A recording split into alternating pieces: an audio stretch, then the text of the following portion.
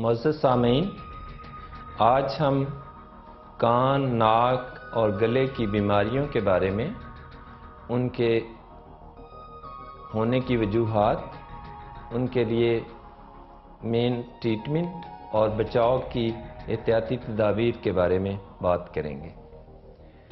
کان، ناک، گلے کی مین بیماریاں بہت کم موروثی ہوتی ہیں۔ یہ حصہ کان، ناک، گلا انسان کے چہرے پہ بہت نمایاں ہے۔ رب جلیل خالق کائنات کے ڈیزائن کیے اس سسٹم میں انسانی چہرے کو ماسٹر پیس آف کریٹر کہتے ہیں، ماسٹر پیس آف گاڈ کہتے ہیں۔ اس میں تھوڑی سی نقائص بہت واضح اور صاف نظر آتے ہیں۔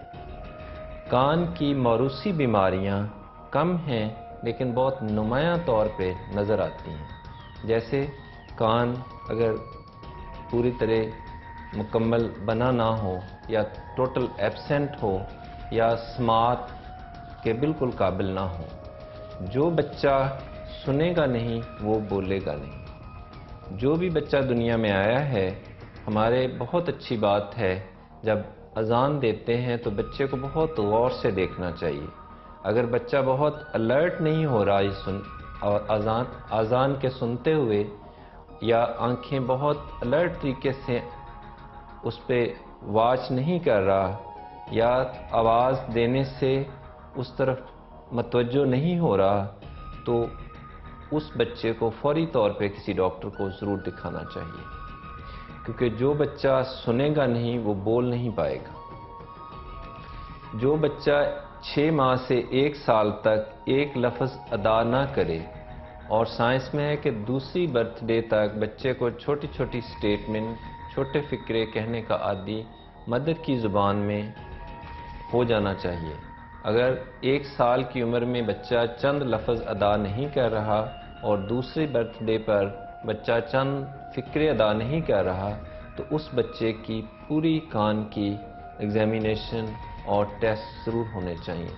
جتنا دیر کیا جائے گا اتنا ہی اس کی ریہیبلیٹیشن اور اس کو نارمل کرنے میں مشکل پیش آئے گی۔ کان کی دوسری بڑی بیماریاں انفیکشن سے ہوتی ہیں۔ کان، ناک اور گلا اس کی بیماریاں، کیونکہ یہاں سے ہم سانس لیتے ہیں اور کھاتے پیتے ہیں، زیادہ بیماریوں کا شروعات یہیں سے ہوتا ہے۔ اگر بچے کو شروع میں ہی ماں کا دودھ پلایا جائے اور وہ بھی بیٹھ کے پلایا جائے، فیڈنگ باٹل جس کو فیڈر کہتے ہیں، اس کو زیادہ سے زیادہ اوائڈ کیا جائے، اور بہت ضروری اگر پلانا مقصود ہو تو بچے کو بٹھا کے پلایا جائے اور بچے کو دوران فیڈ دینے کے پراپر طریقے سے الرٹ رکھا جائے تاکہ بچہ اس دوران سوئے نہ اور لیٹے نہ۔ فیڈنگ باٹل کو یا فیڈر کو سلیپنگ پل کے طور پہ یوز نہیں کرنا چاہیے۔ اگر وہ ماں نے اس بچے کو دودھ کا فیڈر دیا ہے اور سونے کے لیے اس کو یوز کر رہے ہیں اور بچہ سوتے ہوئے ساتھ ساتھ سانس لے رہا ہے اور ساتھ بہت سارا دودھ چیسٹ میں لے جاتا ہے اور کانوں کے پیچھے کانوں تک چلا جاتا ہے، تو ایسے بچے کی کان کی انفیکشن اور چیسٹ کی انفیکشن بہت زیادہ ہوتی ہیں۔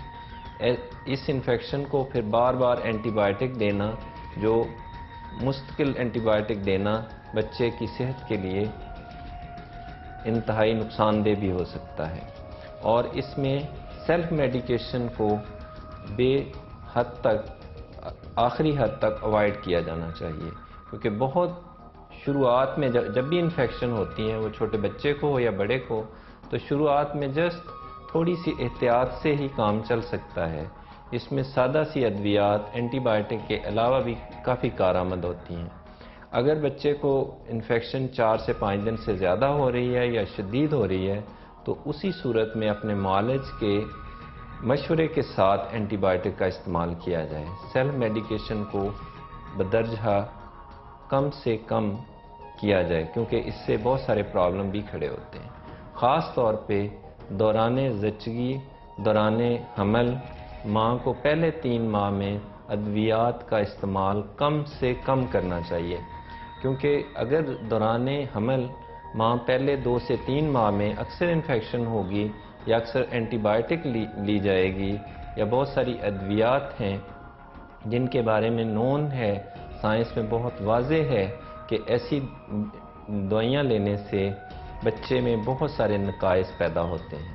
سیکنڈ اور تھرڈ ٹرائیمیسٹر میں جو آخری 6 ماہ ہوتے ہیں، ایسا ہونا کافی کم ہو جاتا ہے، کیونکہ بچہ پہلے 3 ماہ میں تقریباً مکمل طور پہ یا زیادہ اعضاء اس کے بن چکے ہوتے ہیں۔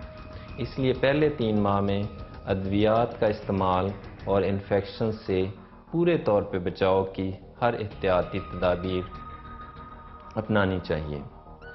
انفیکشن نہ کہ کان کے اندرونی حصے کو نقصان دیتی ہے، یہ دماغ کی جھلیوں کو بھی نقصان پہنچا کر نسوں کو ڈیمیج کر سکتی ہے، جس سے سماعت مکمل طور پر بھی ضائع ہو سکتی ہے۔ پاکستان میں ٹی بی کا بہت زیادہ پھیلاؤ ہے، تو ٹی بی اگر دماغ کی جھلیوں میں یا کان کے اندرونی حصے میں چلا جائے تو ایسے بچے عام طور پر سماعت کھو بیٹھتے ہیں۔ ان کی پورے طور پر ٹائم پر اور پوری ٹریٹمنٹ لینے سے یہ ٹوٹل قابل علاج ہے، اور یہ ایک ماہر معالج کے بغیر ممکن نہیں ہوگا۔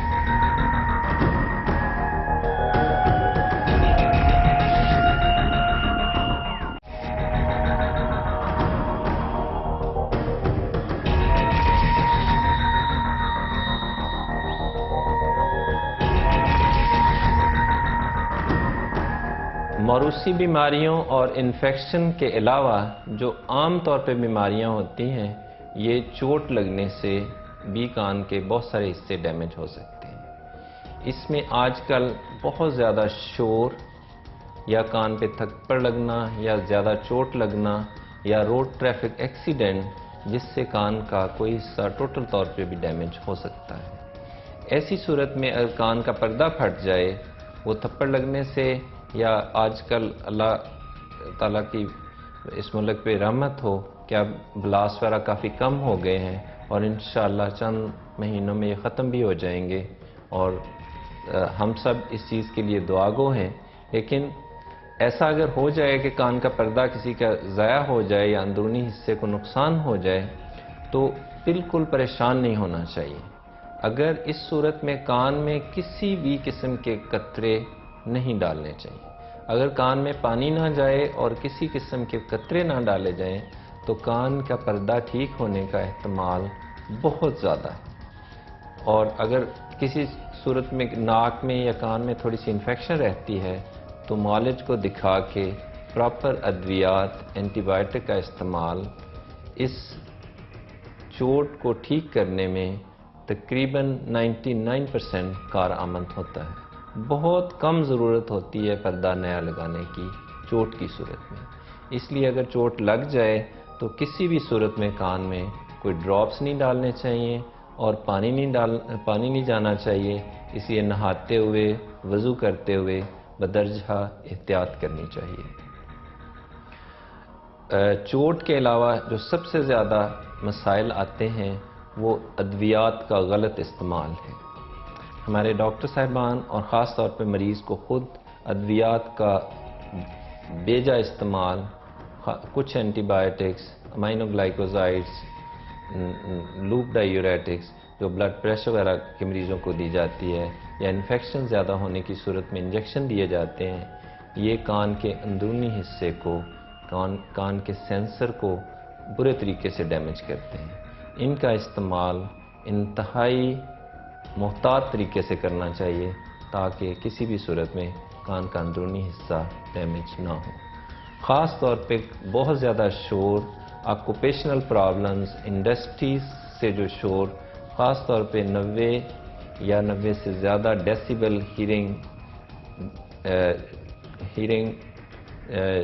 کا جو شور ہے، یہ کان کے اندرونی حصے کو بے حد ڈیمیج کرتا ہے۔ جتنا 100 یا اس سے اوپر ہوتا جائے گا، وہ چند منٹوں میں بھی کان کے اندرونی حصے کو ضائع کر سکتا ہے۔ اس لیے ایسی جگہ پر جیسے بزی بازار ہیں، چوک ہیں، ٹریفک پولیس ہے یا انڈسٹریز ہیں، تو وہاں پہ کان میں پروٹیکٹرز ایئر مافس، ایئر پلگ ضرور استعمال کرنے چاہیے تاکہ کان کا اندرونی حصہ ضائع نہ ہو۔ اس کے علاوہ جو سب سے زیادہ کان کی سماعت کو نقصان پہنچاتی ہے چیز، وہ ہمارے ٹیومرز ہیں۔ کچھ ٹیومرز دماغ کے یا کان کے اندرونی حصے میں یہ بھی سماعت کو ضائع کرنے کی ایک وجہ ہو سکتے ہیں۔ اور عمر کے ساتھ ساتھ کچھ لوگ جب بھی 50 یا 60 سال کو پہنچتے ہیں، یہ عام طور پہ 5 سے 10% ہوتے ہیں جن کی سماعت کم ہو جاتی ہے اور ان کو روزمرہ کی بول چال میں کافی مسئلہ پیش آتا ہے۔ ایسے لوگوں کو سماعت چیک کروا کر آلہ لگا دینے سے وہ روزمرہ کی گھر کی باتوں میں، گپ شپ میں پوری طرح انوالو ہو سکتے ہیں۔ اس طرح ایک بزرگ آدمی فیملی سے ڈیٹیچ نہیں ہوتا اور زندگی کی رعنائیوں میں پوری طرح شامل رہتا ہے۔ اور آلوں کے بارے میں، اگر ایسے سماعت کسی کی کم ہو جائے اور پردہ لگانا بھی ممکن نہ ہو، سماعت ویسے آپ ریہیبلیٹیٹ نامل نہ کر سکیں، تو آلہ لگا دینا ایک انتہائی کارآمد عمل ہے۔ آلے بہت قسموں کے ہیں، جو جیب میں رکھنے والے بھی ہوتے ہیں، کان کے اوپر بھی آ جاتے ہیں، لیکن سب سے آج کل جو نئے جدید ہیں وہ کان کے اندر ہی فٹ ہو جاتے ہیں۔ اس میں دوسرے بندے کو جس طرح آنکھوں میں کانٹیکٹ لینزز لگائے جاتے ہیں، اس طرح اگر کان کے اندر لگا دیا جائے تو مریض کو خود ہی پتہ ہوتا ہے کہ اس پر لگا ہوا ہے، اس سے بندہ بالکل نارمل اچھے طریقے سے سن سکتا ہے۔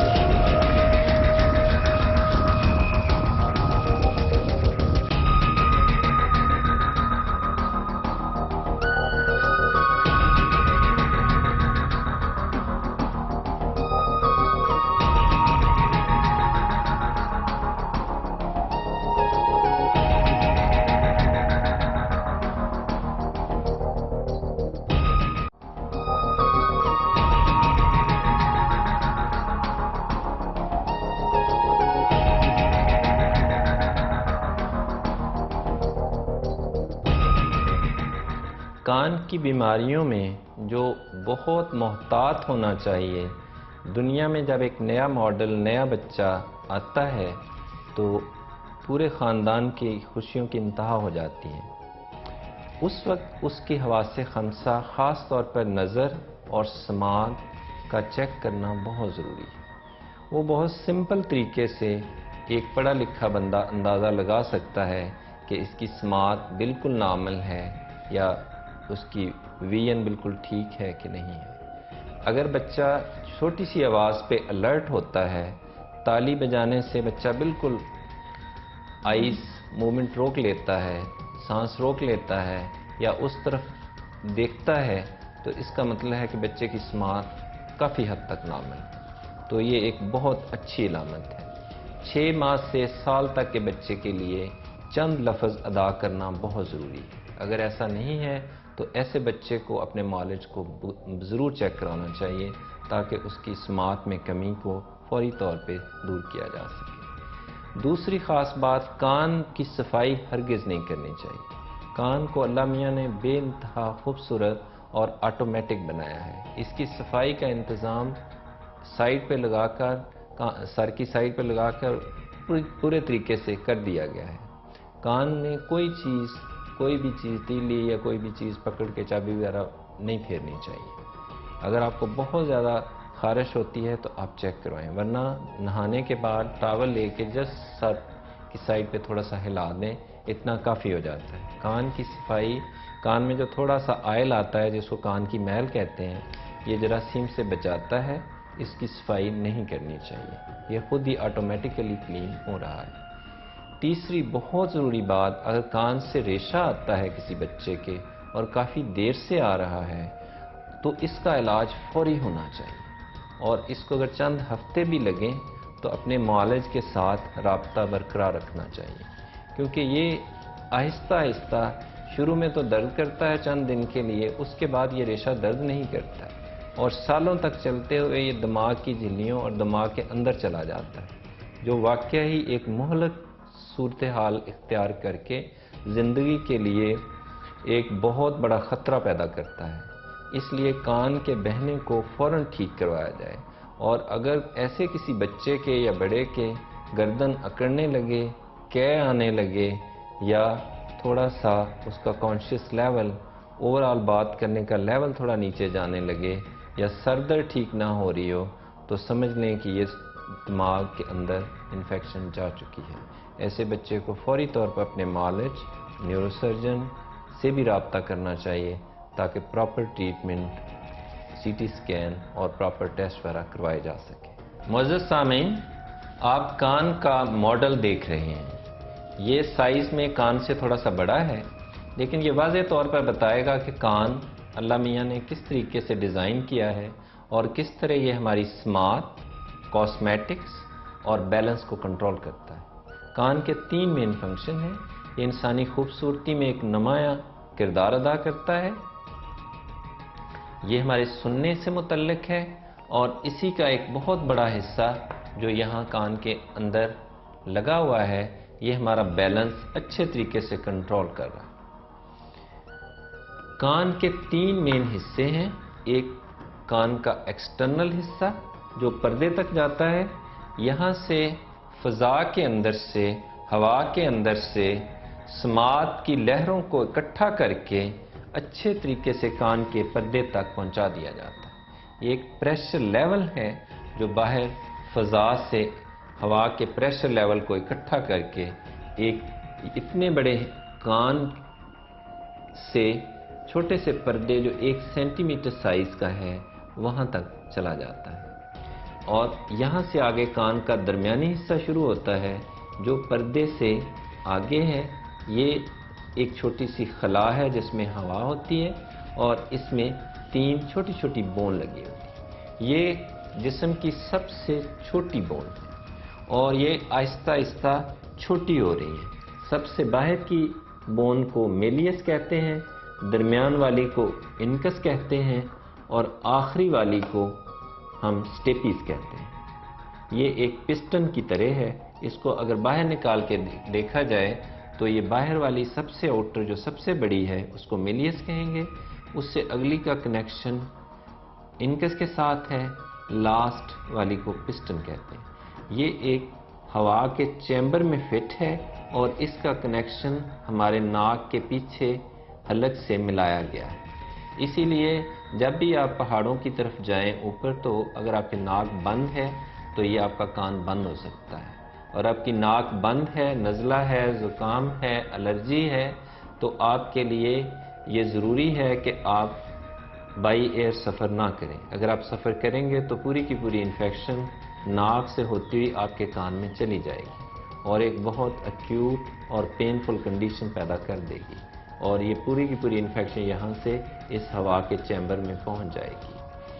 یہ کان کا درمیانی حصہ ہے جس کو کان کا ایمپلیفائر بھی کہتے ہیں۔ یہ اس آواز کو جو پردے تک پہنچتی ہے مینی فولڈ بہت زیادہ انکریز کر دیتی۔ یہ اللہ میاں کی سسٹم میں لگا ہوا ایک انتہائی خوبصورت مشین ہے جو ہماری چھوٹی سی آواز کو اگر یہ ضائع ہو جائے تو ہماری آواز 60 ڈیسیبل یو کین سے مور دین 60% فوری طور پہ کم ہو جائے گی۔ اس سے آگے کان کا اندرونی حصہ ہے جس کو ہم کوکلیا بھی کہتے ہیں، وہ آپ کے بالکل اس وقت سامنے ہے۔ اس کوکلیا میں سینسر لگا ہوا ہے۔ اس کو آپ یوں سوچ سکتے ہیں کہ جس طرح آنکھ کے پیچھے نور ہوتا ہے، یہ بالکل دماغ کا وہ حصہ ہے جو باہر آ کے سماعت کو پرسیو کرتا ہے، ریسیو کرتا ہے، اور اس کو آگے نس سے دماغ کے ساتھ ملا دیا گیا ہے۔ کان کا پیچھے کا کوکلیا کے کان کے اس حصے کو اندرونی کان کہتے ہیں۔ یہ آؤٹر کان ہے، یہ مڈل حصہ ہے، یہ انٹرنل حصہ ہے۔ انٹرنل حصے کا پیچھے والا مین پورشن ہمارے بیلنس کو کنٹرول کرتا ہے۔ یہ عام بندے کے لیے انڈرسٹینڈ کرنا تھوڑا سا مشکل ہوگا، لیکن کان کا اندرونی حصہ ہمارے بیلنس کو اچھے طریقے سے ملی سیکنڈ کے حساب سے ایکوریٹلی صحیح کنٹرول کر سکتا ہے۔